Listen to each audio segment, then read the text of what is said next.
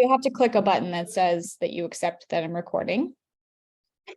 You can keep your cameras on if you want to. You don't have to.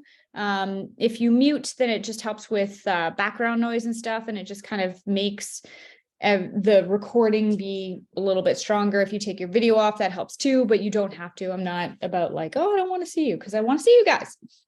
So hello and welcome. Are you guys excited or what? Yes. Yeah, you're excited? Okay, that's awesome. So what we're going to do is, this is the first meeting one, as you guys know.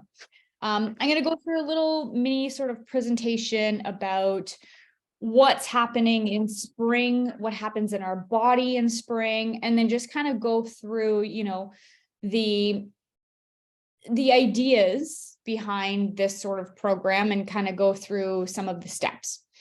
Just one second. Ivan, can you turn it down just a bit? There, okay.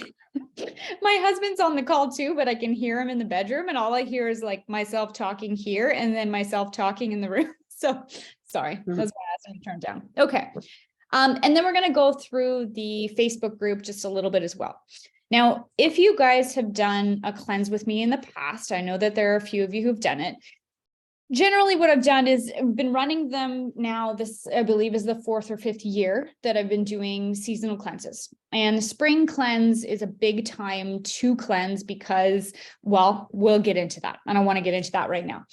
But essentially what we've done in the past is that, you know, on our meeting, our first day, that's when we start and we go hard. And I usually create a whole meal plan and things like that. And then there's lots of recipes, but the recipes are the ones that you follow that are on sort of the list. And so I decided to approach this a little bit differently, because what I've found in the past is that while some people like that structure and they like to know what the recipes are, majority of people, it brings up a lot of stress. And they're like, some of these recipes I really don't like, and they're just not enjoying the experience as much. Whereas you guys all have food in your fridge now, right? You likely have some food in your fridge, right? You maybe did some groceries. So we're going to play around with recipes a little bit, and we're going to focus more on bringing in good eating routines. What types of foods might we want to try to reduce or eliminate for this little program, this little challenge? What types of lifestyle habits might we want to bring in? Just kind of a lot more of awareness and sort of easing into it, because as we move through life, the disease doesn't happen overnight. Those big, massive changes don't happen overnight, right? They happen over time. So if we try and just throw it all in and do it full on for the 3 weeks, by the end of those 3 weeks, you might feel like you missed out on a whole lot, because, you know, you've decided to give up coffee for 3 weeks. And then all of a sudden you go back into all of those old routines, right? And so what we're looking to gain is, and I'd love your input as well, but what we're looking to gain is those lasting habits that slowly start to create a build in our health again, instead of sort of a depletion in our health again. So before we move into the little presentation, do you guys have any questions about that little sort of blip there, or anything that you'd like to share? And you feel free to unmute and share, and if there's nothing, that's okay too. So will you have like a list of what we shouldn't be eating? Yes. So there's going to be, that's great. And that's going to be in the presentation. There's going to be a list of foods that you can eliminate, and you can decide if you want to eliminate them. You can slowly start to eliminate them. So when we get into that section, I'll kind of explain that a little bit further. And I'll explain why those types of foods would be good to reduce or eliminate in spring. Okay, so I'm just going to share my screen, and we're gonna dive into it. Okay, here we go. So I'm gonna see if I can make this a little bit bigger. I haven't mastered PowerPoint yet. Someday I'll do it, but you know, Google Documents works for me, so hopefully it works for you. Okay, so this is our spring cleanse, as you know, of 2023. So We have a picture of the spring thaw. And that's just it. In spring, everything is thawing, everything is melting. We see greens start to come up from the earth. We see life start to rise up again. In the wintertime, everything is cold, everything is frozen. We're eating foods that warm us up. We're eating stews, we're eating meats, we're eating maybe more breads, we're eating foods that build our body up because that's what we need in the winter. That's just the natural flow of things. But in the spring, that's when our body, so I'll just move down in here, that's when our body is starting to melt as well. So see all this water in here. Our body is literally melting, and it's natural and normal to gain a little bit of weight in the winter because that's when we're building our body up so that we can stay warm for the winter. And it's natural to melt some weight in the spring because we need to now metabolize all of that excess fat, all of that excess waste essentially as well that we've put into our body. But this can create an array of issues. And some of you might even notice some different issues in the spring. What happens is when our body starts to melt, when our body starts to metabolize fat, the liver and the gallbladder can become taxed. The liver is, as you might know a little bit about, is the organ of the body that we literally need to live. We don't have our liver, we don't live. It has a big, big job. It metabolizes our fats, our proteins, our carbs, our emotions. You might notice some hot-tempered people who, get a little bit of angered easily or have frustration, and then maybe you look at them and they have a little bit of a yellowish tinge to their body, and maybe you've looked at their tongue for fun and they have a yellow tongue. Those people have a very taxed liver, a very congested liver. So when our body starts to melt all of this fat and metabolize all of the fat, the liver can get congested, and then as does the gallbladder, because the gallbladder is that container for the bile that pushes the bile through the liver and through the digestive system so that we can eliminate our waste properly.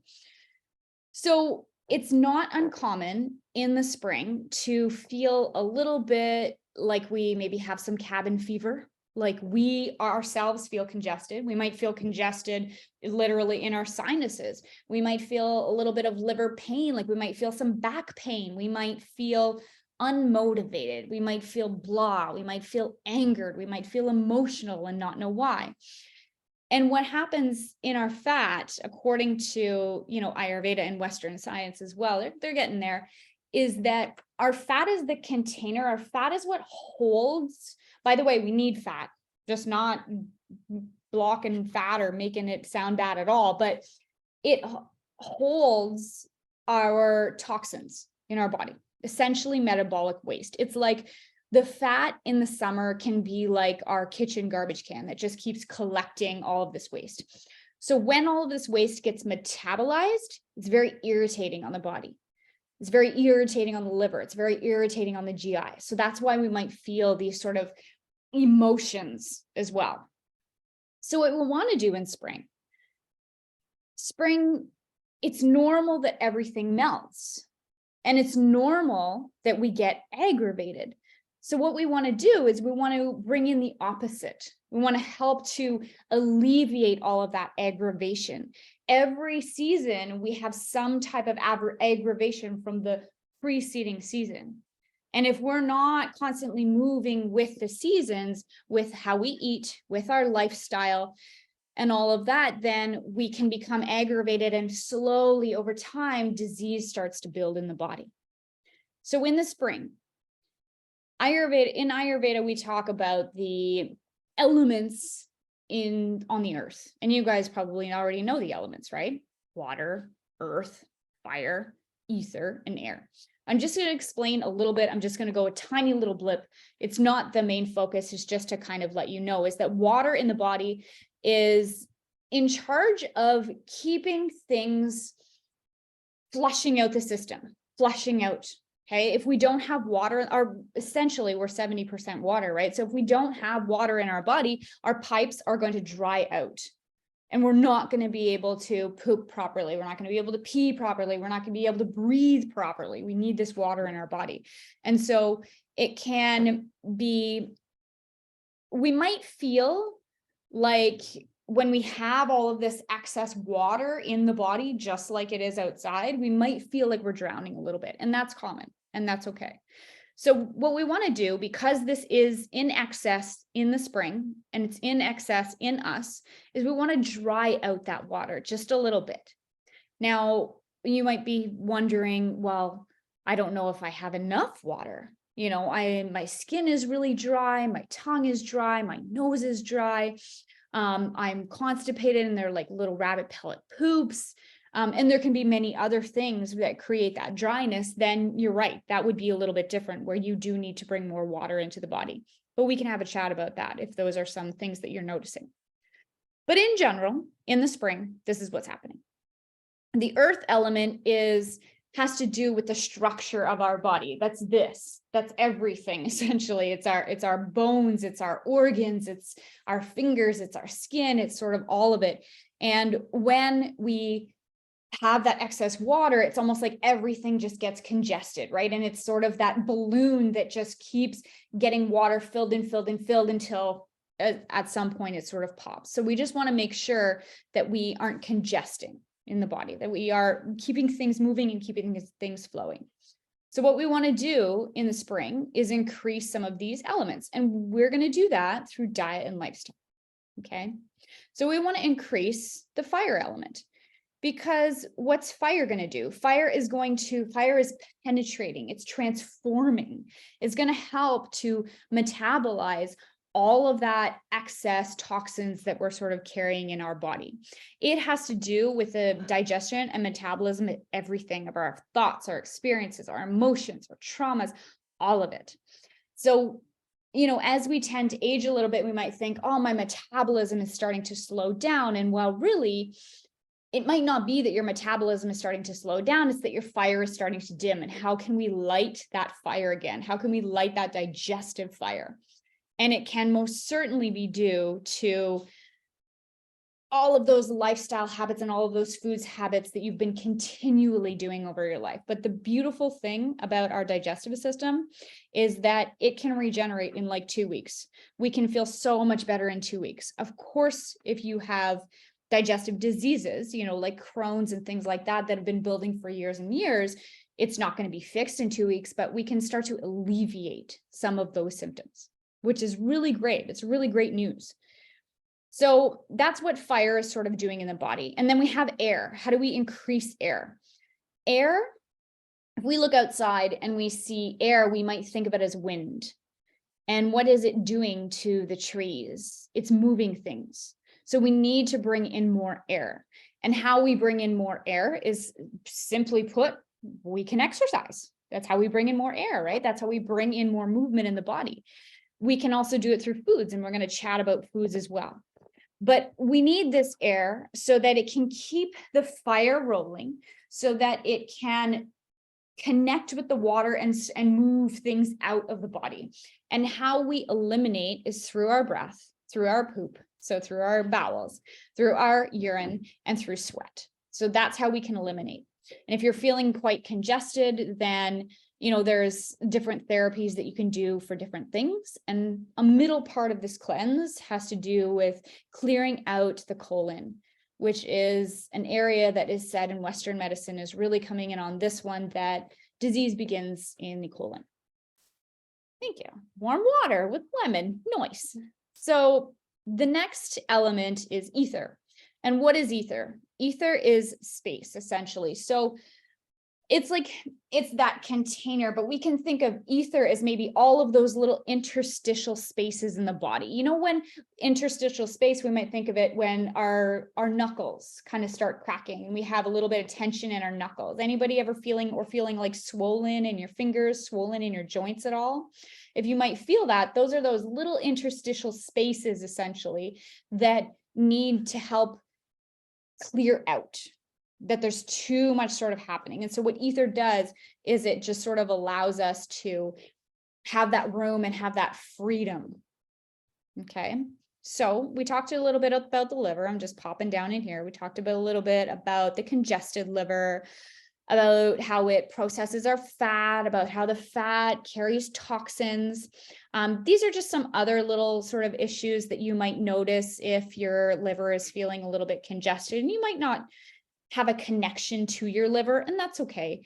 You know, you just might be feeling tired. You might see the yellow on the tongue. You might see in the feces, you could see like, you know, you might see, and if anyone doesn't look at their poop, I invite you to look at it. It's fun. We can learn a lot about our poop. It's like our digestive system report card when we look at our poop.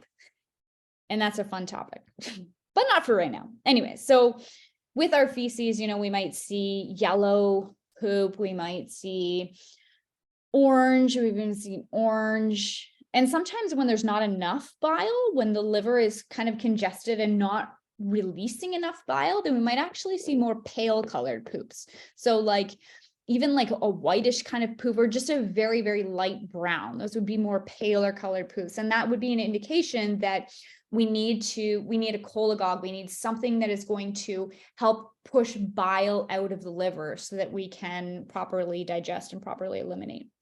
So those are just some little indications. We might feel liver pain. And if you're unsure, your liver is here on the back body. So all of our digestive organs are essentially in the center of the body. We might think of them as a little bit closer to the front of the body, but that liver kind of lies at the back of the body. And we have this sort of highway from the liver to the stomach to all of the sort of digestive organs through our little channel. Okay, so what do we want to do in the spring? So in the spring, here are some tastes that we would like to either decrease or eliminate. We don't always want to eliminate, you know, when we're feeling balanced, we really don't want to eliminate anything completely.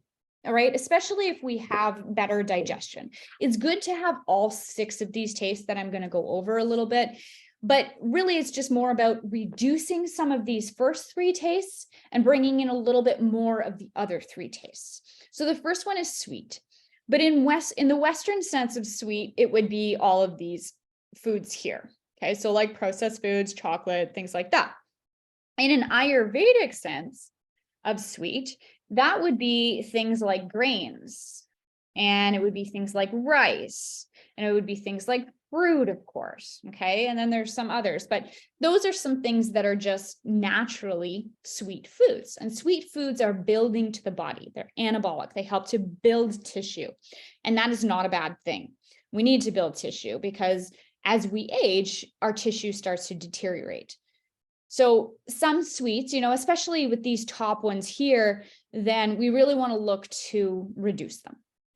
Another taste would be sour foods. So we can think of sour. Sour is a tricky one because we might think of sour just as simply, you know, like lemons, limes, and like certain fruits are sour, right?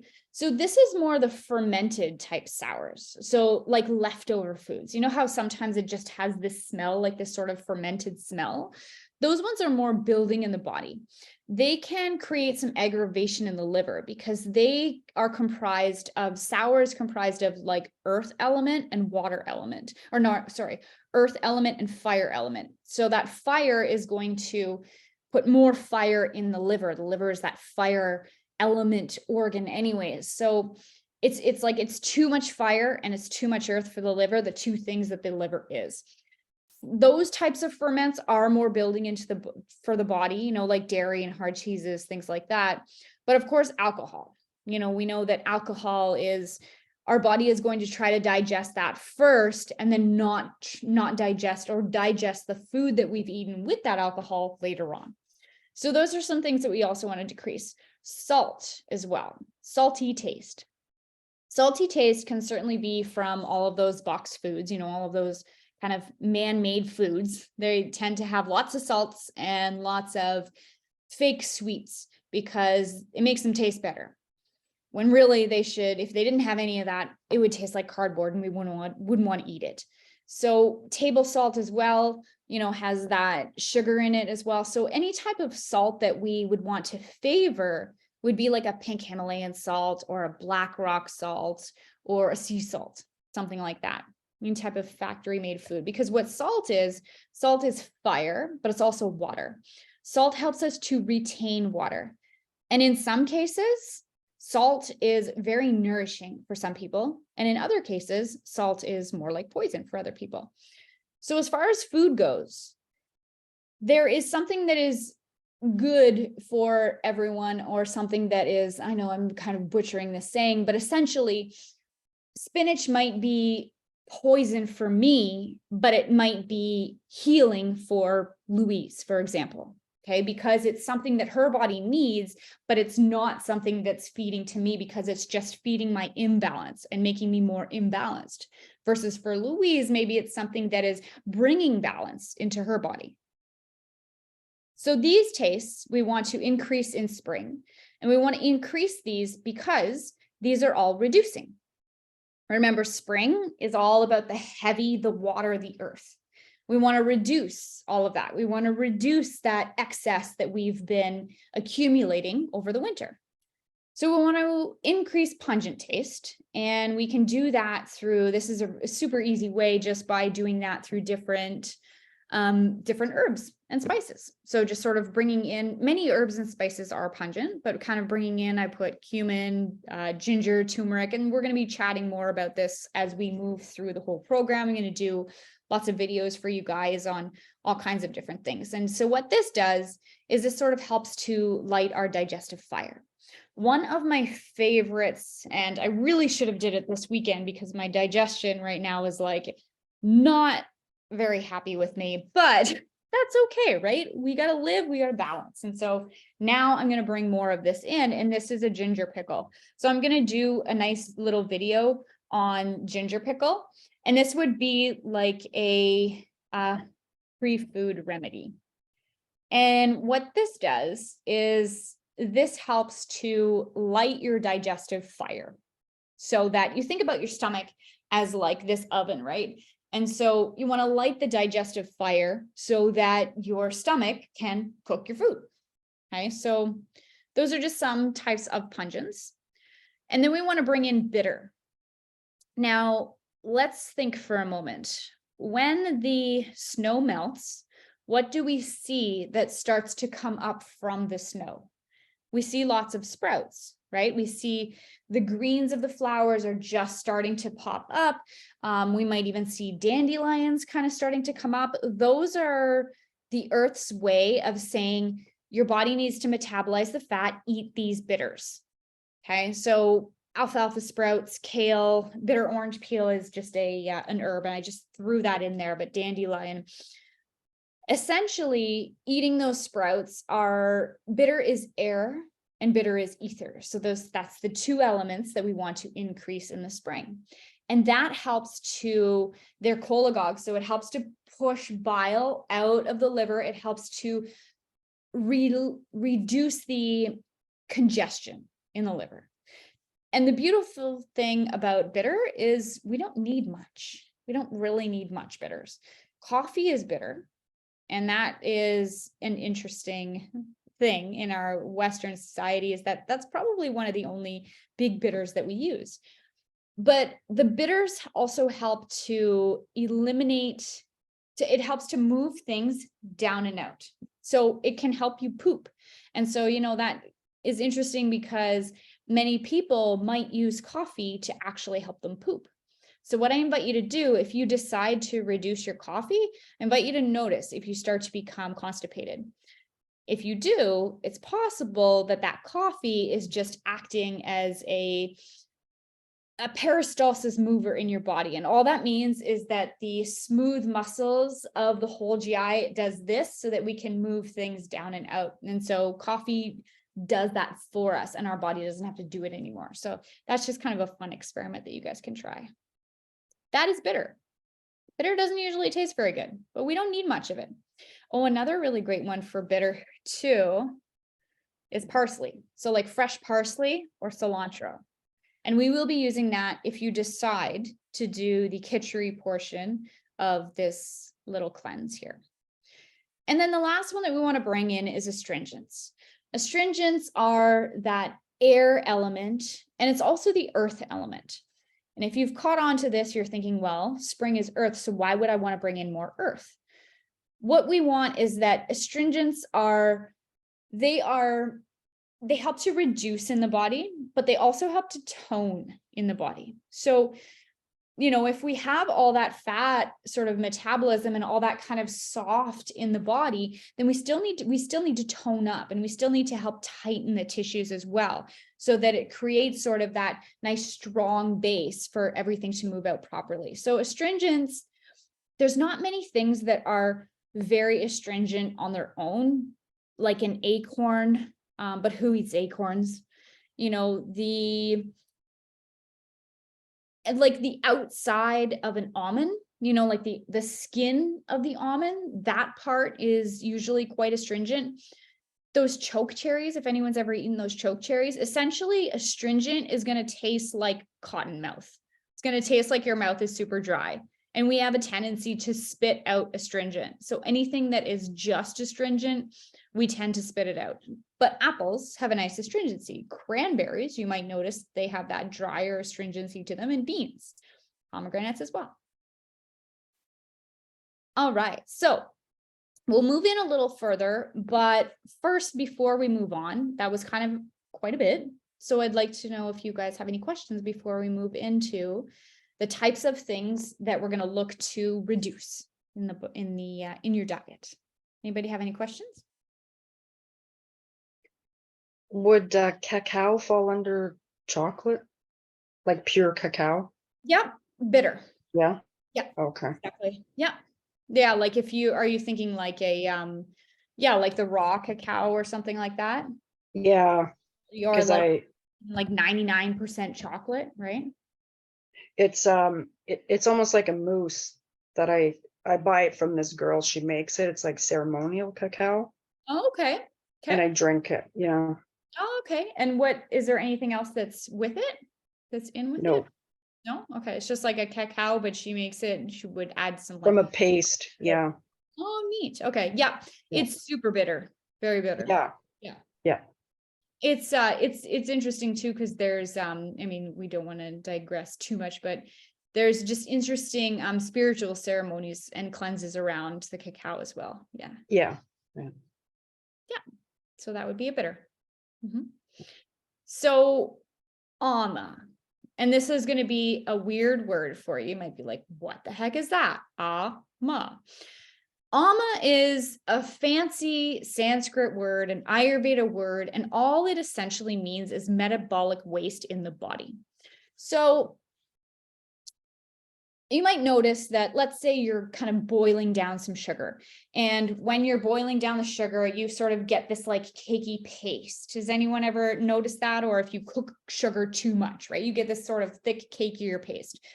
So essentially, ama, or that metabolic waste in the body, can be from any type of food that's just not digested properly.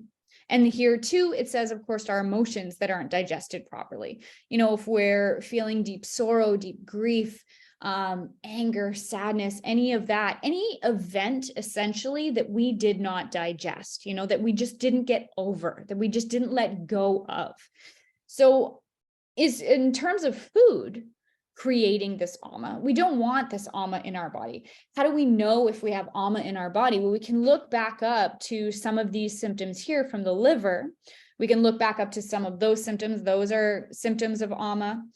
Other symptoms of ama would be that we just have like smelly bowels, smelly gas. We can have smelly elimination. We might have, like when we pee, it might be very cloudy looking pee. It might even have a scent to it as well.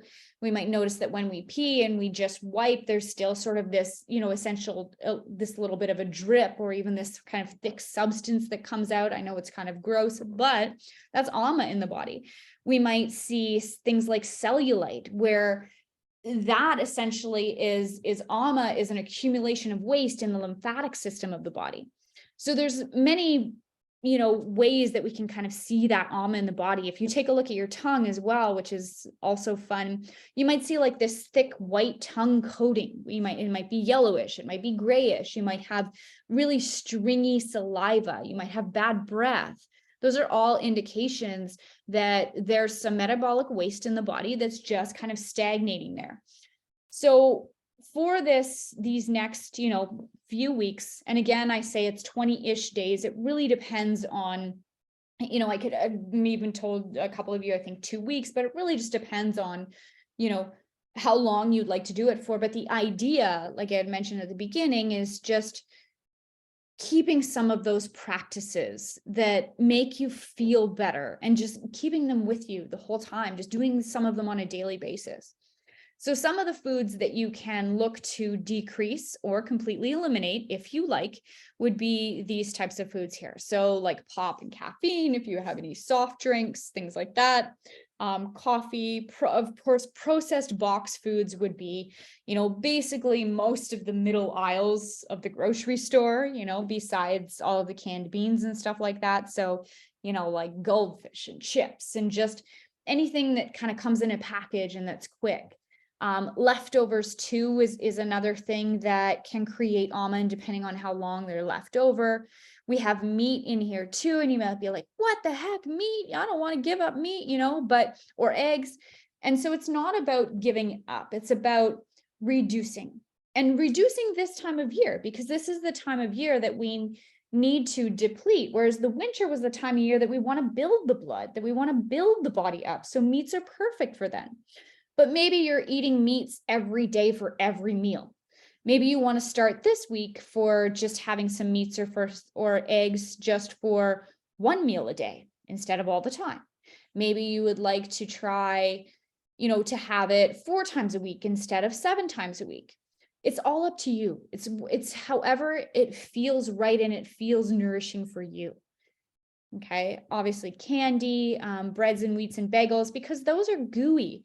The qualities of alma is heavy, it's gooey, it's thick, if you think about the saliva in your mouth, it's thicker, it's heavier, it's tired, it's slow, right? So all of those things digest slower in the body, and they do, especially if we have weak Agni, if we have weak digestive fire. Dairy, milk, and cheese, those as well, same thing. So what I invite you to do throughout these next few weeks is get yourself a journal and make a plan. Say, okay, I want to do it all. I want to eliminate them all. Cool. You can try it, but you're not forced to. You can do what works best for you.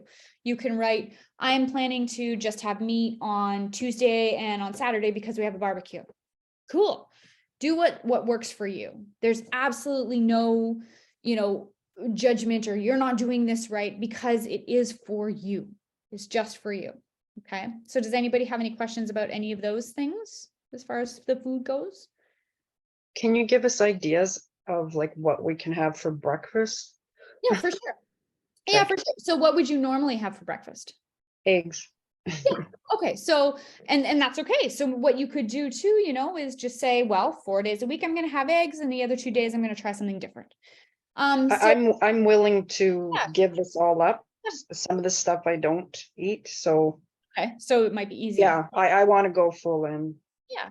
And so I had a surgery in February, so Yeah. I really need to detox. I don't have a gallbladder. Okay. So yeah. Yeah. So, having some of those foods that congest the liver, is going to be really hard on the liver, not having that gallbladder as that supportive organ, right? So making sure that liver doesn't get congested can be important. So even if you do want to have eggs, for example, I would suggest to add some pungents in there too. So maybe add a little bit of cumin, might be a better pungent to add in there, one that's not too hot. A little bit of turmeric, because turmeric is an anti-inflammatory, and it can help to reduce stress in the liver. And then add some greens, add a little bit of greens in with it. Like if you know that you can digest kale, a little bit of kale, but cooked with it though, like cook the kale because it can be rough on its own. that's going to Okay. help act as that cholagogue to move things down and out. So that's an option. Another nice option might be to try something like a baked grapefruit.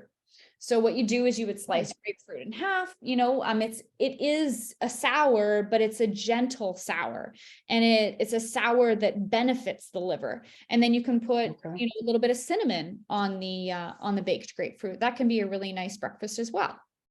But yeah, So I've never heard of baking grapefruit. so what I do is I Mm. usually just put it in my air fryer. So I would cut it Okay. in half, stick it in the air fryer on bake or for, I don't know, 10 minutes or whatever.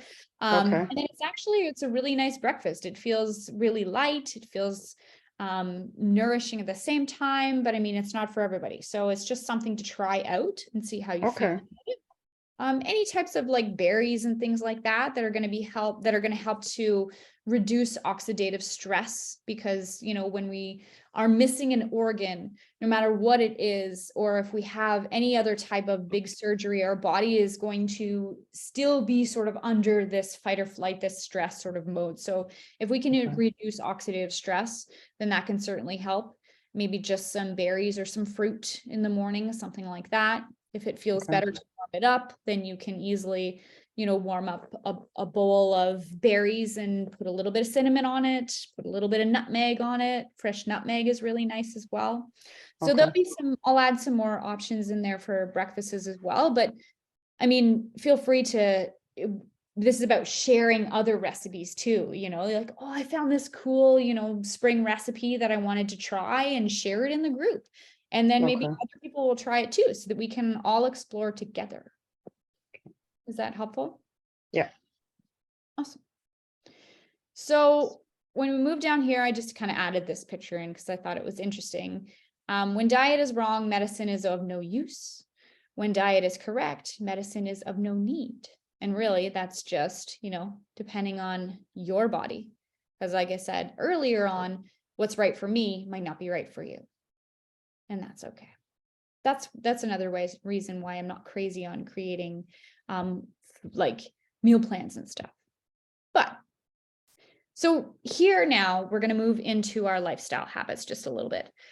Again, this is going to be a section that you can implement what you want to implement. There's videos in the Facebook group, and I'll go over some of those, and I will be adding more as we go through that explain more of these lifestyle practices in detail and why they might be helpful for the spring season.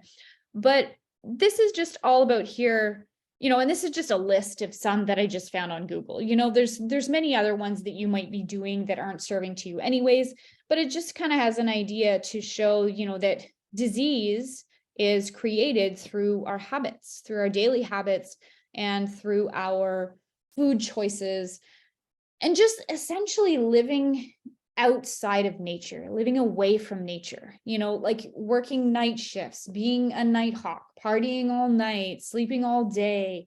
All of those things it brings us away from nature. Staying inside all day, having the air conditioning on all summer and not acclimating to the season, staying inside all the time in winter with the heat on, and then going outside when it's freezing cold. We're not kind of acclimating to that season. And so those types of things can eventually bring on disease, and disease can look different for everyone. And our pathology, our whole sort of disease process, can look very different for everyone as well. So when we look into Ayurveda, I take a look at the individual person and go back to when they were a kid and take a look at what your natural constitution is, meaning what is your nature, and then where, what are some of those disease pathologies that happened, that created the disease. And there can be an array of issues. But anyways, these are just some, that might be bad habits that you're already doing. That's just a fun little list. And then you guys can take a look at that again. I'll share this document with you guys. So these are some lifestyle habits that can help to build your health. Now, some of these are certainly spring ones, okay, that can help to build your health. But I'm just going to kind of pop through them a little bit. And this one here, I'm coming down, and wake up with the sun. So why might we want to wake up with the sun? you might think, holy crap, that's so early, I don't want to sleep in. So when we sleep, there's, when I talked about there's certain elements in the spring season that are in excess. Well, it's the same throughout the day. You might notice the middle of the day is very hot. That is the fire time of day. The morning is when we tend to feel a little bit slower, a little bit sluggish, a little bit heavier, especially if we sleep in, till 10 a.m. or so. That means that that's sort of the kapha time of day, but we can think of it as the spring time of day when things are just heavier. When there's more fluids, there's more accumulation. And that's when we're supposed to be, when it's an ideal time to be eliminating our toxins, to have a bowel movement, to do a workout, to do some dry brushing, and we'll talk about that. And so waking up with the sun can be very helpful to just allow yourself to feel a little bit lighter. And it can also be a really nice time of day to have some time to yourself. Okay. So another one here would be be in bed by about 10 p.m. and sleeping by about 10 p.m. Because what happens in the night, just like some elements are in excess during the day, the same thing happens at night. A critical time of night is between 10 p.m. and 2 a.m. because that again is the fire time of night. That is when our body is metabolizing our thoughts, our emotions, our foods, our experiences, and it's just kind of rewiring and putting things together and transforming. It's like our filing time of night. It's the time of night when the liver is hard at work. And so if we're awake when the liver is hard at work, then again, it taxes the liver, it taxes the digestive system, it taxes the whole system, and we tend to feel tired. And you might notice if you're out and you're partying that you almost get like this second wind, around midnight or so, around 1 a.m. And that's because that fire brings energy. So that's something to kind of take a look at. And again, all of these, it doesn't mean that you have to do them all. Pick a couple. Start with a couple for the next couple days, and then maybe that one feels nice for you and you like it. Maybe it doesn't feel like it's right for you now and you want to switch it out. You want to try something different. That is okay. Off electronics by 8 p.m. And that just, again, has to do with, allowing ourselves to have a good night's sleep and not be like all of this energy in our face with all of our electronics. So if you like to read at night, then that can be really nice too. So I'm just going to move up to some of these ones. These ones are more, besides this one here, but they're more like Ayurvedic type habits. And you may not notice like a benefit to them right away. Some of them you really might. One thing, all of these I do on a regular basis, except for, if I'm away at camp or I'm away somewhere, then I kind of get out of my routine, but it doesn't feel great. It feels so nice to come back and to do the routine. And it didn't happen overnight. It was an accumulation of, I like this. This makes me feel good. So one was tongue scraping, and there's a video on that. And that's just to remember how we talked about if there's ama in the body, the thick tongue coating, we might see the stringy sort of saliva. Well, the scraping is just this little tool that basically you stick your tongue out and you scrape the top of your tongue. And that just kind of helps to take some of that waste out of the body so it doesn't get absorbed back into the body. Because in the morning, remember, everything is metabolizing all night. And then the morning is when we purge our waste. Oh, thanks. Right on. I got a sidekick over there. So this is it. This is a tongue scraper. You can get them in copper. This one I think is like a stainless steel or something. And then I usually just rinse it and you stick your tongue out and then you just pull it down in your sink. It doesn't matter how many times you want to do that is all good. It's totally up to you. So feel free to check out the video. The next one here is drink warm fluids daily. So nice. Yeah, he's got all the tools. So drinking warm fluids. Why might we want to do that? We think about cold. What happens in the cold weather? Cold weather and cold in our body, cold fluids, cold foods is a vasoconstrictor, meaning that it's going to kind of close off all of those vessels, right? And it's not going to allow things to sort of move through. So when we drink warm water, it's a vasodilator. And so that helps to allow things to move through. It helps to metabolize, and that warmth is like adding just that little bit of fire to help us with digestion. So we can drink warm fluids all day. Water, I usually drink water with some lemon. Sometimes I drink a certain type of tea. One of the teas is in there as well that you can try. Another big thing for a lifestyle habit, and this one here is a big one that can easily bring up disease. And this is eating at the same times daily. How many of you, and feel free to unmute if you like, skip meals, don't always eat that at the same time every day, maybe eat on the run, or you're like, well, today I ate at 2, I didn't eat till 2, and then I ate at 6, and then the next day I ate at 8, and then I ate at 10, and then I ate at 7 p.m. at night, and it's just your meals are all over the place. Does anyone have meals that are all over the place? It's good. Yes. Yeah. And that's okay, because that's an easy thing to change. Really, we can just set an alarm and we can just aim to eat at the same times daily. And I'll explain it a little bit, but did you want to say something first, Christina? I had a question. What's your thoughts on intermittent fasting? Okay, that's a good question, because intermittent fasting is all the rage now. But guess what? When we go to What? bed at 10 and we sleep all night and we don't wake up, we wake up, 7 a.m. or whatever, and we have breakfast at 8, we just intermittent fasted. We just fasted, right? So we don't have to not eat throughout the day and intermittent fast for like 18 hours, like some of us need food. Some of us need food regularly.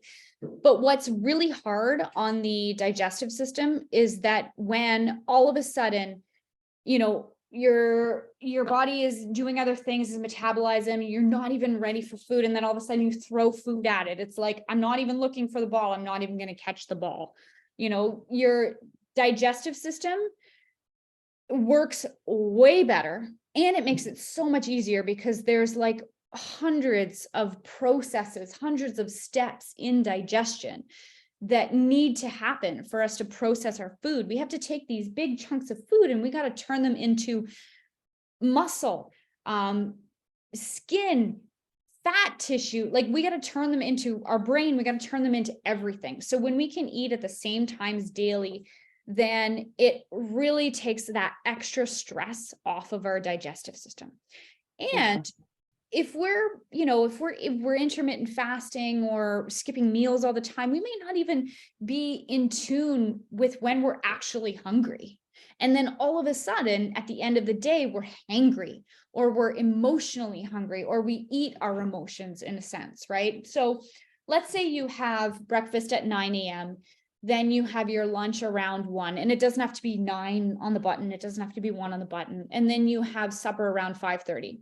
Well, you've gone from 6 p.m.-ish, let's say 6:30, until 9 the next morning. So you've intermittent fasted for quite some time, for plenty of time. Does that make sense? Yeah. Yeah. Like I can't even figure out that math, but it's a long time, right? Yeah. 12, 14 hours almost, like that's plenty of time. Okay. And then, so what I invite you to do is, don't take my word for it. Try it and notice how it feels for you. Notice how you feel eating at the same times every day. Okay. Just before lunch, you might actually start to feel a little bit of that hunger, and if you're skipping all of those meals all the time and you're experiencing digestive stress, essentially like gas and bloating right after you're eating, you're feeling that sense of feeling really heavy right after you eat, you get some acid reflux, you get some burps, you get some hiccups, things like that, then those are some indications that your digestion, that your Agni, your digestive fire, your digestive power, can be a little bit weak or a little bit sluggish. And so eating at the same times every day can be very helpful to help kind of, okay, now I'm ready. Now you can throw the ball, because now I can actually catch it and not be like caught off guard in a sense. Okay. Yeah. So journal it, notice how you feel. You might not notice how you feel right away. It might take like a full week until you realize, okay, Our body needs routine. The mind loves to wander. It loves to be all over the place. While I'm sitting here, my mind might be over in Hawaii on the beach somewhere, but the body needs that routine. The body needs to sleep when it's nighttime, wake up, and sort of go through those routines on a daily basis. So dry brushing is another one that is in there, and that one's a really great, I personally love that one as well. And it just feels good to have like a nice, almost like a skin sort of rub. And that can help to kind of remove the dead skin off of your body. And that's this here. I use the long one. It just feels like a nice body scratch. It's good to flush the lymphatic system to help kind of wake up the lymphatic system. The lymphatic system is a waste system in our body that needs to be activated in order for the lymphatic fluid to go into the GI to get removed. So we need the action, we need the movement to help flush the lymphatic system.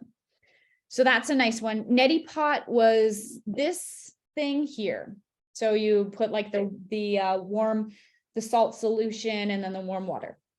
This thing here was one of, well, I would say probably the main daily practice, especially in the spring, especially in big season changes, that helped me tremendously. I was getting to the point where I had really, really bad seasonal allergies. And I used to have other types of allergies, but I've eliminated a lot of those toxins. Used to get eczema really bad on my body, on my skin. But I was starting to get seasonal allergies because I had so much stagnation and congestion in my sinus. And it was to the point where I would be exposed to some type of toxin. That toxin would be aggravating. And so I noticed that it might have been pollen outside. It might have been being in the pool, in the complex, because I'm also a swim coach. And so all of those toxins in that stagnating area of my body, it would create this stress response of my immune system. And my face would get super duper hot, very, very red. I would go to bed, wake up the next morning, and I was literally like, my face was swollen. Like it did not look like the same person at all. And, this happened, I would say maybe 7 times or so. But after the first few, I'm like, what the heck is going on? So then I really started to try to figure out, with as far as my digestion was going, clearing the stagnation. But this was super helpful to clear the stagnation in my sinuses. And this is one thing that I do not live without when it comes time to big season changes, for sure, for myself. So it's really helped to remedy, heal, but not completely heal, because if I don't do it, I can feel sort of that aggravation, especially if I'm eating a certain way that I know I shouldn't be eating, or moving away from my lifestyle practices, that type of thing will come back. But it's been helpful to remedy, that's for sure. That is the neti pot. I love it. Love it, love it. Another thing that I love that I kind of couple with it now too, but not at the same time, because this is a water solution. This nausea oil is an oil solution. And so if you take a look at this, I haven't done a video on this one yet, but I'm going to do a video. So that's an oil, and it's usually sesame oil based. And there's a bunch of different spices in it too, or not spices, herbs. If you're interested in this particular type, then I'll just tell you the website if you guys want to try it. But this one is really great for if you have like a dry stagnation. So how do you know if something's wet or if something's dry? If it's dry, you might literally feel dryness in your nose. You might have more kind of crusty, dry boogers, let's say. Whereas if it's something that's wetter, you can tend to feel, there be more mucusy looking. When you would blow your nose, you would see a thicker mucus. If it was drier, you might see something clear. You might see a little bit of blood come out. It just might feel like there's nothing coming out. You might even notice in your corners of your eyes too, a dry kind of crusted, then that's essentially that there's some dryness in there, and maybe the ama has dried out. If you see like a crust, not a crust in your eye, but where it's more like a boogery type, mucusy type thing, then that can be an indication that there's too much water in there. So the neti pot might be more helpful. If you have that dryness, the nausea might be more helpful. So I'll show you a little video on this anyways, if you guys are interested in this one too. But this one I love, especially because winter, especially if I'm not moving through the winter and having more balancing winter foods, then I tend to get really dry. So this is one that I love to do for majority of the winter. And it's also, it's the oil. Oil is like meaning sneha, which means love. Oil is love for the body. We need oil. We need that water, that oil. So that's one thing that I love. And then another thing that I love too is a self oil massage. And then in Sanskrit, we call it Abhyanga massage. And all that is you're just, after you've done this, or without the use of this, you would use an oil and you give your whole body an oil massage. Oh, it's the best. So there's different oils that you can use. This one here, it's not what's actually in it, but I use this avocado oil. You can use sesame oil, you can use coconut oil, and all you do is literally just take the oil and rub it all over your whole body. If you tend to have sore joints, then that can be super helpful. If your skin tends to be really dry, then it can be super helpful. If you're one to already have oilier, thicker skin, then you might not need it, and that's okay. Maybe just the dry brushing is something that you might enjoy. Maybe all of this stuff, you're like, well, maybe I'll just try one thing. And if you want to do that, that is completely fine as well. So, do we have any questions on any of those lifestyle practices that you might want to add in? For the neti pot, Yeah. I have one of those bottles that you squeeze, same thing.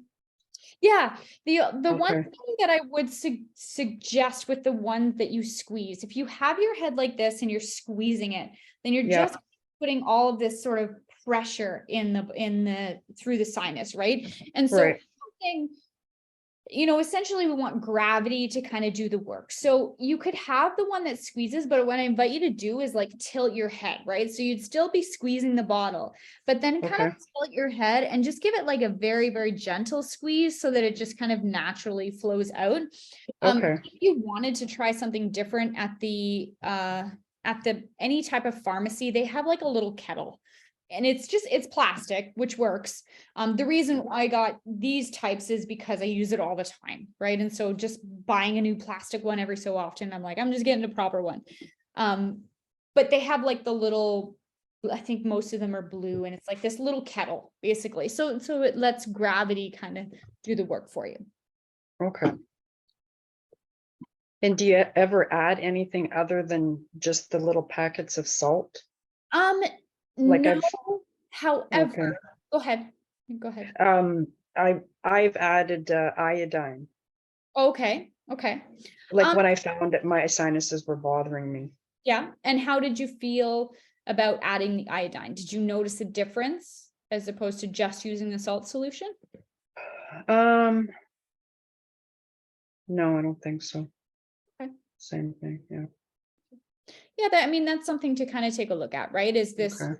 am I noticing a difference? Does it seem to be helpful? And if it doesn't really seem to be, then maybe it's not necessary. But if you are noticing a little bit of a difference, then that's okay too. But to be Okay. completely honest, I have not researched putting iodine in a neti pot. But one thing that I have noticed with some other clients and with the school that I also work for, that I'm also doing more education for, is that some people have added triphala, and triphala is basically, it's an herb, but it's 3 separate fruit. And so they've added a little bit of the triphala powder into this, and it significantly helped their migraines. Because what those 3 fruit do is that, and just a little bit, just, like making it like a tea first and then using a tiny bit. But what the triphala can do is it can go in and it kind of has this little bit of a lacuna, like a bit of a scratching effect. And so maybe if there's excess water, excess accumulation, excess kind of fat in there, that it's had that scratching effect to help move, that stagnation that's kind of happening all in this area. Okay. And they're also astringent too, so it can help to kind of tone all the tissues as well. So that's just another Could interest. you give us that info? Can you put Yeah, that somewhere? definitely. Okay, Yep. Yeah, for sure. awesome. Yep. I'll stick Thanks. that in the Facebook group as well. Yep, definitely. Thank you. No problem. So again, just journaling how you're feeling throughout the whole thing, journaling what you would like to start with. So I'm just going to kind of backtrack just a little bit. The things that you would like to reduce or that you would like to eliminate.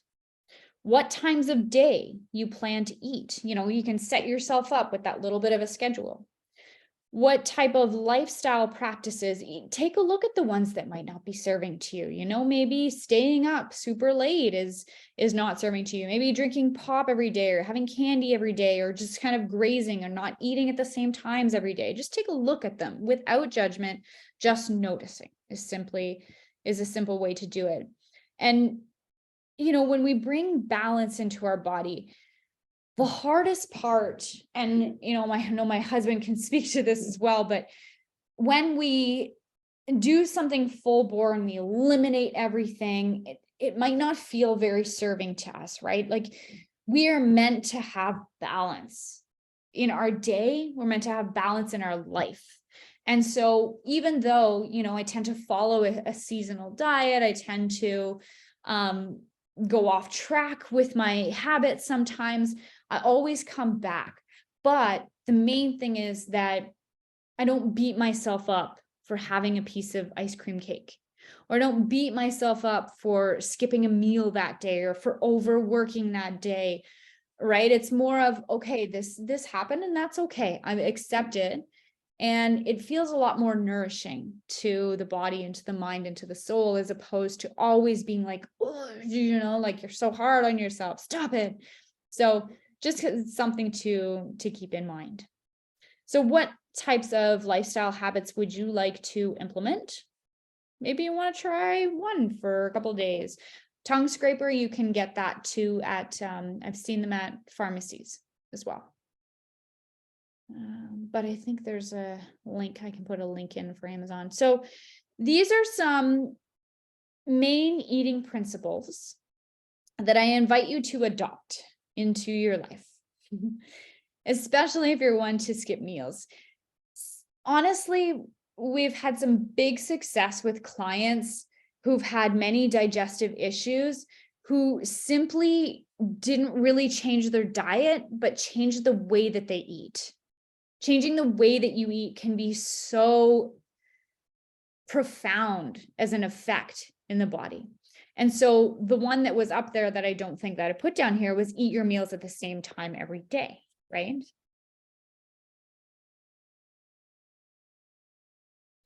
So sit down to eat. How many of you eat on the run, eat on the go? Right? Very common. I do it too. So sit down to eat your meal, sit in your chair, you know, even take a deep breath before you eat. You can kind of give thanks to your meal. You can just take a look at your meal and just, you know, get a nice relationship with your food. Cooking your meal is actually a big part of the digestive process, because it's going to create all of that salivation. It creates those first stages of digestion. And so that can be super helpful as well. Eat the same times daily, sit down to eat. Okay. You can drink warm water. You can use a little bit of lemon if you want to, about 20 minutes before your meal, or you can do the ginger pickle, which we'll talk about more. And what this does is that, remember, the warm water is going to help to light your sort of digestive fire, to get the belly ready for the digestive process. That warm water, especially with a little lemon, it's that sour, but it's also a secretagogue. And so what that means is that it is going to get those digestive juices flowing. Okay. So it's going to help with the breakdown of the food. And then this is a big one. How many of you chew one bite 2 or 3 times and then swallow it? right? Not super common. So the best digestive enzymes, meaning the best thing that is going to break down our food, are these suckers, right? So if we can chew our food a lot, like 30 times one bite, I know it's gonna feel so long, and it's gonna feel boring, and it might feel like you're chewing your food to soup, but you'll notice, this is what I've noticed, and you may notice, that when you chew your food more like that, you get fuller faster, number one. So you have that deeper connection of knowing when you're full, when you've ate enough. And you may not notice any digestive upsets. You might not notice any gas or any bloating or anything like that. So I invite you to try it, play around with it. What you can do is, the first time you eat tomorrow, eat how you normally eat and notice how many times you chew that food, that one bite. Maybe it's 2, maybe it's 4, maybe it's 10. I don't know. Just notice. And then try it at your next meal to see if you can increase the bites. It doesn't have to be 30 times. Essentially they say 1 time for every tooth you have, and I don't even know how many teeth we have, 30 something. So, some places you'll see 50. So honestly, it doesn't matter. It's really just chewing your food more than you generally do. Even if you go up to 15, all good. So that's a really great thing that we can do. And that also gets the saliva moving, the saliva flowing. And so in the saliva, there are many, many different digestive enzymes. And different digestive enzymes break down different foods, break down proteins and fats in the body. And so, we can talk about this later, but poor food combining is another big aspect to the creation of potential disease down the road. And that's, adding many different foods that digest differently together in one meal in one sitting. So another one is to try and eat without distractions. Does anyone have a hard time with that? I do, right? We might eat and then turn the TV on. We might eat and play on our phone, eat and work. So that's one that I personally struggle with, that I've been trying very hard to not do. And then sometimes I'm like, well, screw it. I'm just going to watch a show while I'm eating, because it just kind of helps me to decompress, let's say. But is it great for me? Probably not. So that's one thing that you can try. And that's one thing that I am going to focus a lot on through these next 20 days or so, to try and finally eliminate it. But we'll see. And my husband is also doing this cleanse, and so he's going to be my accountability buddy. That can be a really great thing, to have a buddy that you're doing this with, right? Many of you, I'm sure, are the only one that's kind of doing it in the house, but we can bring this information to someone that you're living with and say, hey, do you want to try this one thing with me? Like, let's just try it and sort of see how we feel. And maybe they'd be down. And if not, that's okay. We have other people in this group. So that's what the Facebook group is for. It's for more content. It's for sharing recipes. It's for sharing our struggles. It's for sharing our triumphs. It's for sharing, for going through all this together.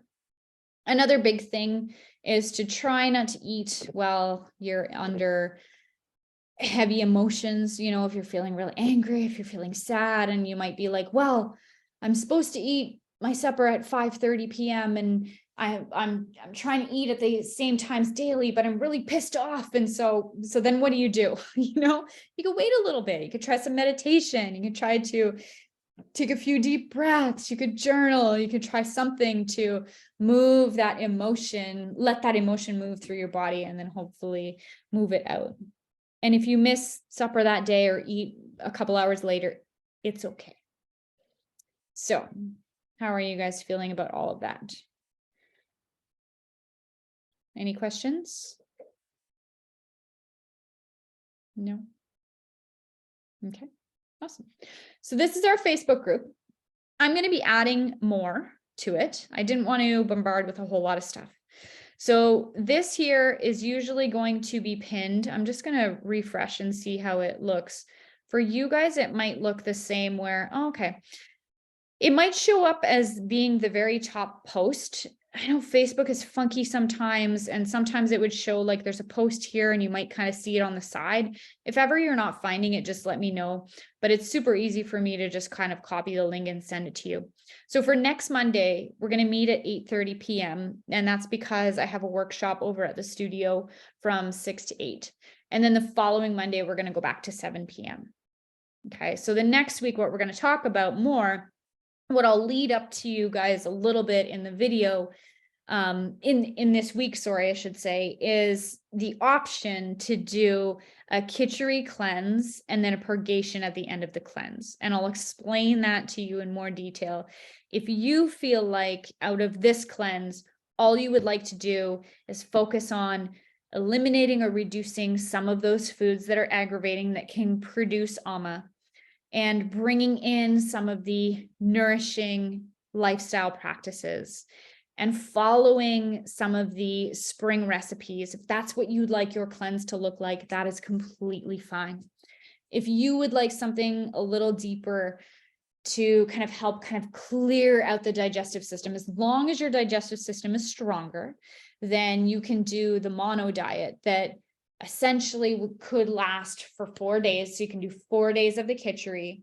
And then on the 5th day, you would do a GI purgation. And all that essentially means, I can, lead you up to it and talk to you guys about it more, but is basically that you're drinking a castor oil and water solution to help clear out the bowels. So you'll probably have, anywhere from 4 to 5 bowel movements on that 5th day.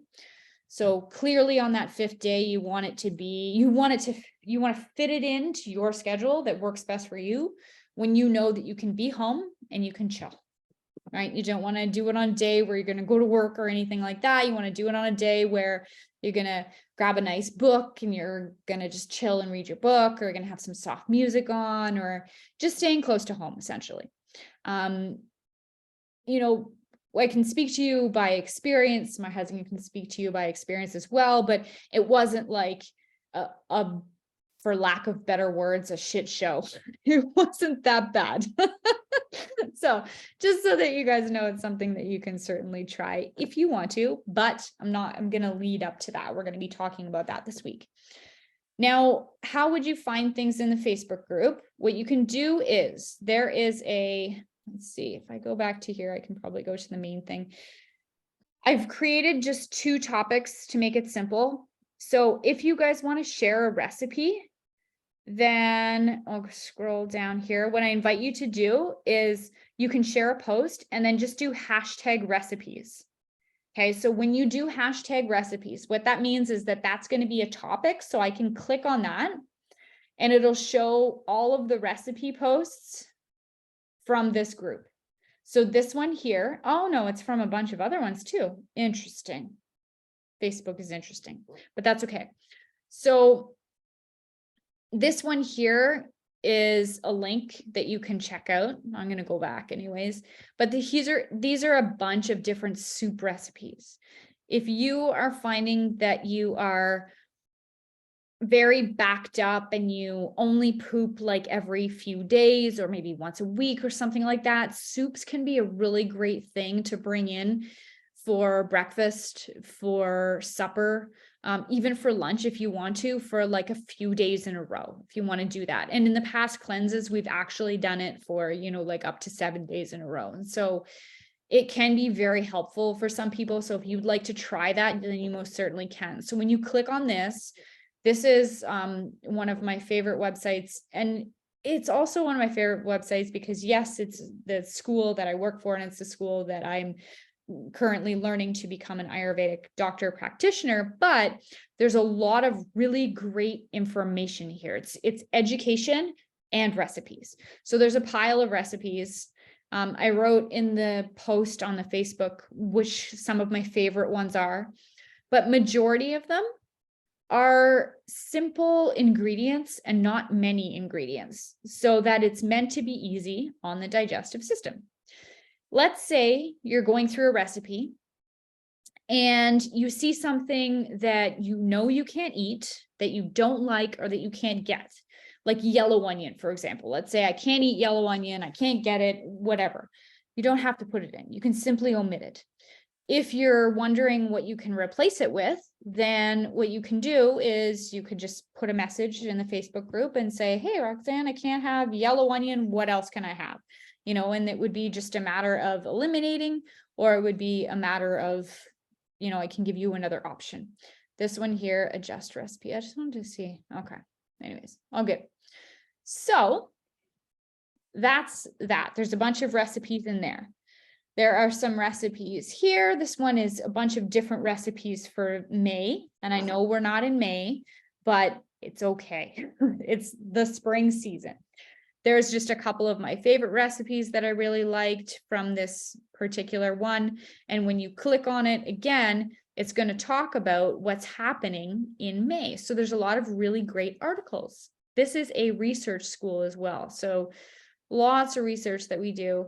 And so it's really great to just for more knowledge. So as we move into May, stay hydrated, cool down. See, there's just a bunch of information in there too.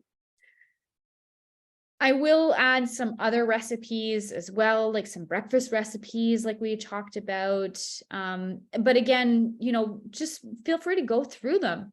Also, you have food in your fridge right now, right? So what can you make? Aim to be a little bit creative, try some different things, or try some things that you love.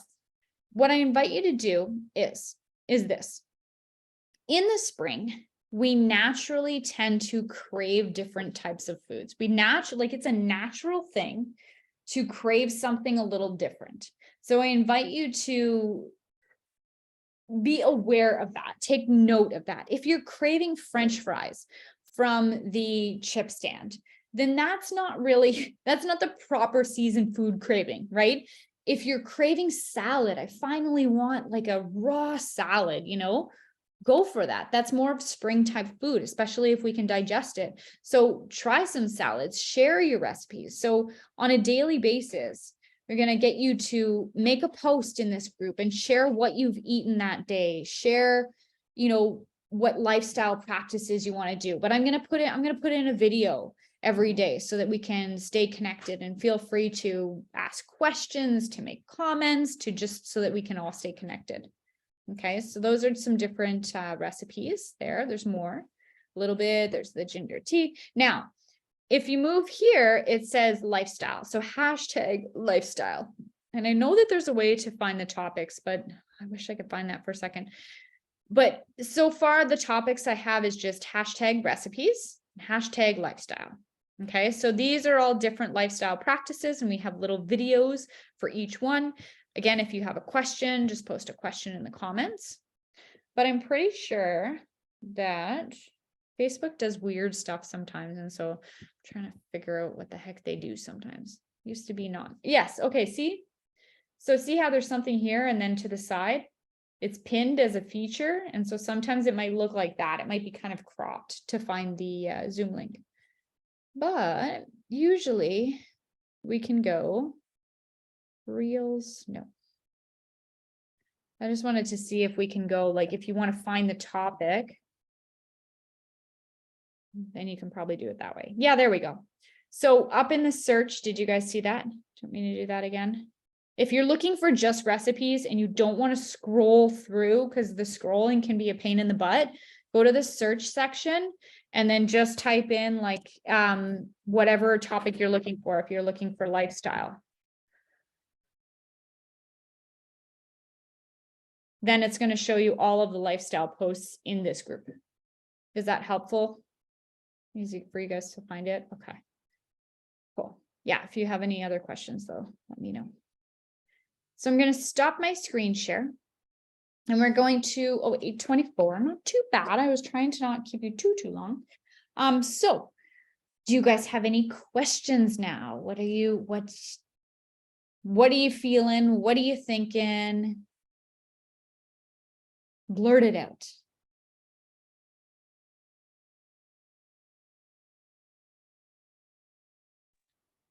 Hi, Roxanne. It's Sylvie. Sylvie. Hi.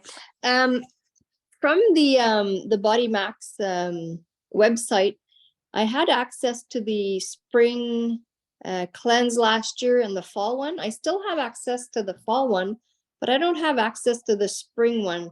I'd like to have just, the list of recipes you had for breakfast, lunch, and dinner. Yeah, Because there's some in there that I really like, but I didn't write them down. Yep. So I don't know what to look for in the Joyful Belly yeah, you can, site, you the can find- website. Yep, no problem. So find recipes though from like wherever else too. Like if there's, Yeah. it doesn't have to be from Joyful Belly, but what I'll do is, that's a great idea. I'll go. It's just in- there's some of them that I really, really like, and I don't remember what they were. Oh, good. So what I'm going to do then is I'll go into that Teachable program and I'll pull out all of the breakfast recipes and then I'll put them all into a Facebook post so that you'll have them all. And then I'll Yeah, just, if I just have the picture of the list, yep, no then I problem. can go look for the ones that I liked. Yep, I'll do that. Okay. Yep. Another question I had is the Kachari section. When would I put that in my weeks? Like in which days would we start that? Just so I have Yeah. an idea when to Yeah. plan it for.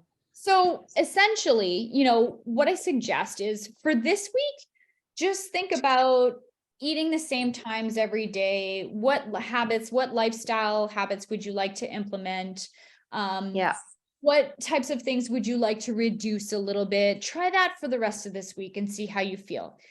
Yeah. And as far as the kitchery thing, if you decide that you want to do that 5th day as a purgation day, then you're going to have to line it up with how it works in your week. So for example, if Sunday is your day that you know that you're at home, that you don't have anything to do, that you want to just chill at home, then you would just count back, 4 days from that Sunday. So essentially you'd be starting your kitchery so you'd have Wednesday, Thursday, Friday, Saturday of kitchery, and then Sunday is like your purge day. Okay, so I would do like the next week following. Yeah. I'm just wondering in Yeah. that 20 days, where do I put it in? In the middle, at the end, or Yeah, exactly. Yeah. So in the middle. So on week in the middle? when we have our second meeting, that's when we're really going to talk about that, because, Okay. and here's why. So if we do that purgation, that cleanse part, because that's a mono diet, it's making it easy for the digestive system. It helps to dry things out. It helps to clear things out. And then we really clear out with that extra sort of purgation in there. What we need to do after that is rebuild. So Yeah. when we clean out our closet, we don't just leave it empty. We put stuff back in the closet. So we want to rebuild. And so that's why doing it in the middle is great. And then afterwards, we're focusing on some spring eating again. We're focusing on, I'll give you some other ideas to help kind of rebuild the body again as well through some different types of foods, but more or less just still kind of in that like cleanse program mode instead of going to have like some cake and pizza and like a pile of junk after that sort of little purgation, right? And Yeah, I remember. that happens too, and so that's okay. But that's the idea of having it kind of in the middle there. Yeah. And the soup, I can just put it whenever I need it throughout my first week. It doesn't have to be like 2-3 days of soup like it was the last year. No, exactly. And the reason why I Okay. did it like that last year was to keep in mind to have the bowels moving and flowing, to have all of those elimination channels moving and flowing. So if you experience constipation where you're not pooping for a few days at a time, or you're only going poop, once or twice a week, then it is certainly ideal to go into like a bit of a soup diet for the next, 3-4 days or so. That might be very helpful because it's going to be easier on the digestive system. It's going to bring more waters, more fluids into the body, because you're essentially the end of your digestion. It can be completely different up top, but essentially the end of your digestion is sort of lacking a little bit more of that fluid. So you can do that if you like. Yep, definitely. Okay, thank you. Welcome. It's essentially, tailoring this one to what works for you and what you're feeling like you're needing at the moment. Like nothing's right, nothing's wrong. It's what feels right for you. And I really invite you to journal throughout, and to sort of notice what's feeling right for you and what might you like to shift and change, and notice those little subtleties. Any other questions or any other thoughts, you guys?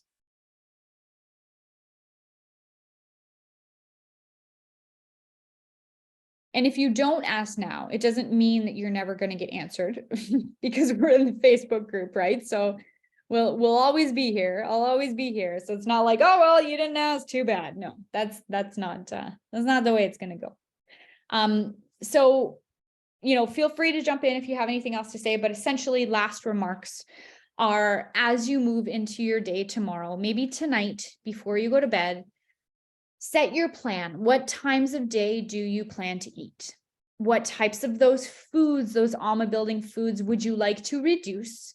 And how would you like to reduce them? Set yourself up with that little bit of a plan, right? Maybe just meat 2 times a week instead of meat every single day. Maybe just meat for one meal instead of every single meal, right?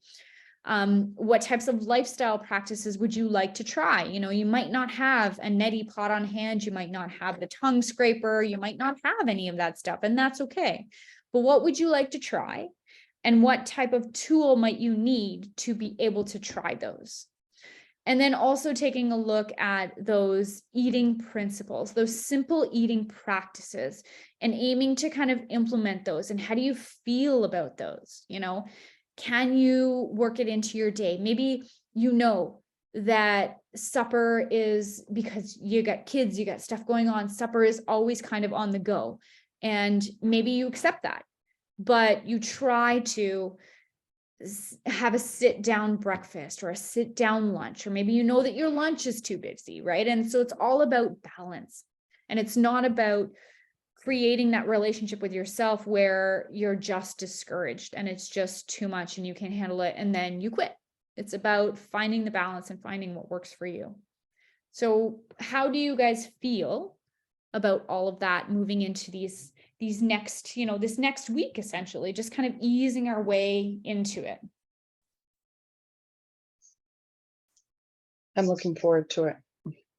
Good. Yeah. Cool. Awesome. Any tips on dry brushing, like a specific time of day, or like, should you be brushing towards your heart? I heard something like that. Is that correct? Or yeah, there's so essentially dry brushing is a great thing to do in the morning, because that's when, many of those practices that I sort of mentioned are actually great to do in the morning as a nice little morning routine. It can help set ourselves up for a nice nourishing day, just kind of help set the tone for the day. But in the dry brushing video, yes, there's, you do circles around the joints, and then you kind of brush up towards the heart. And then when you're in the heart, the stomach, you can go around in a circle from like the right over to the left. But to be completely honest, if you just brush yourself and it feels good, that's okay. It doesn't have to be like, so, you know what I mean? Because sometimes that can create some extra stress. I'm like, oh my God, am I not doing this right? It's not going to work. That's not going to happen. Right? It's not like if you go downward, it's not going to work. It's just noticing how it feels for you. If it feels interesting, if you like it, if you enjoy it. But yeah, there's always, you can Google many things, and if it's got to be like this, but yeah. Okay. The morning is a great time. And one more little thing about that is that if you decide to dry brush and you want to do the body oiling, and your skin is, because your skin is really dry, you're feeling dry from the winter, I always do the dry brush and I oil myself before I get into the shower and before I have a shower. And you might be like, what the heck? Why would you put oil on before you have a shower? Because what the oil is doing is it's warming, but it's also helping it's a vasodilator. So it's going to help kind of open the pores, and anything that we're not eating and digesting going through our GI, our skin will eat, right? So we might notice that if we, for example, are using like harmful cleaning products, that we notice that our skin feels different because our skin is essentially eating the cleaning products. And so when we can use those nourishing oils, then it helps to kind of give that oil base back into the rasa of the body, meaning the skin, the outside fluids of the body. And so when you hop into a warm shower, just that warmth is also that vasodilator, and helps to kind of move the oil in through the skin, into the deeper layers of the skin. I don't generally oil my feet when I go in the shower. I would oil my feet after the shower and then put socks on, but you don't have to do if you decide to not do that. And then essentially just use, you know, some natural soap and wash the important bits, because the oil also helps to clean the body too. Especially you're taking all the dry skin off, right? So Mhm. Yeah. Okay. What kind of oils would you suggest? so if you tend to get cold easily, cold hands and feet easily, or just have trouble regulating your body temperature, That's sesame me. oil is a nice oil. Okay. Avocado oil works too. Like if you've gotten avocado oil, like even just regular cooking avocado oil, because it's a warmer, Oh, those can be Oh. great. Yeah. This one, what I've used here, it's not what's in the bottle, but I use an oil. It's called Mahanarayan oil. You're welcome, Sylvie Cole. Have a good night.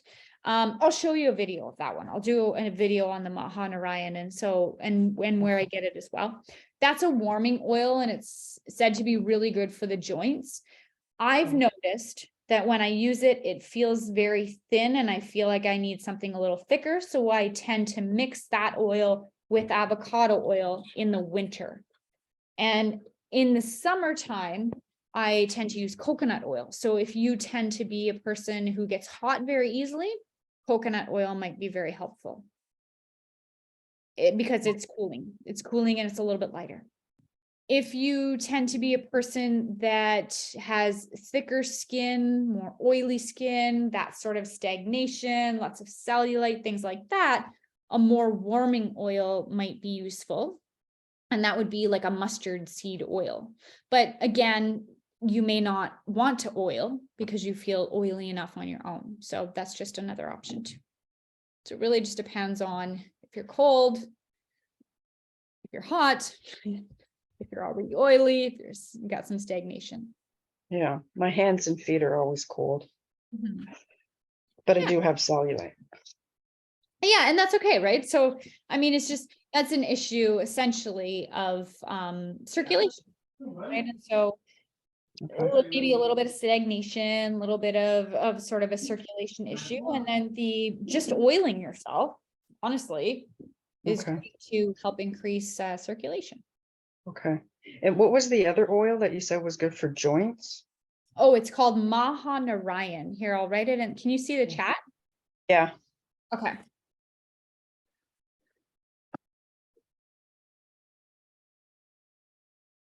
I think I'll grab the little, oh, it's right here. He grabbed it for me. Okay. This is just, oh, it's in Sanskrit. That's not helpful, but it looks like this. Okay. But I'm like, that's not helpful. It doesn't even say it in English, but yeah. And where would you get that? I'll put a link Okay. where I got this one for you. If Thank you. anyone shops on Amazon too, I think I might have actually got those specific ones on Amazon, but I'm not sure. There's a couple of other sites that I usually grab some things from as well.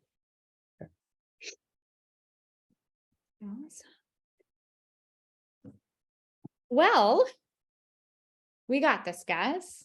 So let's continue to communicate in the Facebook group. I'll put a post in the morning, you know, so that we can share what we've decided to reduce and what lifestyle practices we would like to add, we would like to try, we would like to increase.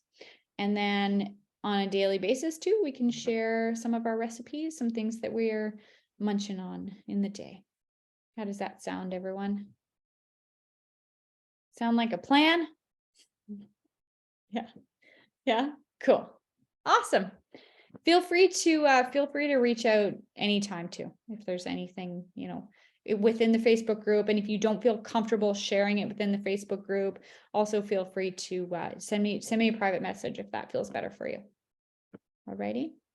Okay. Well, I'm going to